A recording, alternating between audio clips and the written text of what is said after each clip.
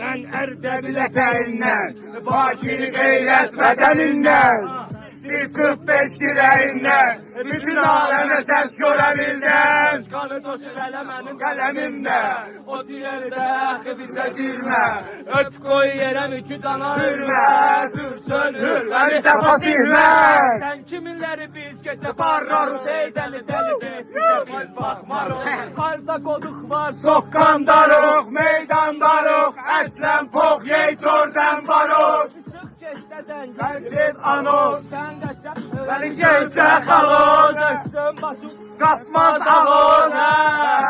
Gör neler deyirlər, kelimeler qalmayır beyində, ötüşür hər biriz birindən, marağım pas alır dilimdən.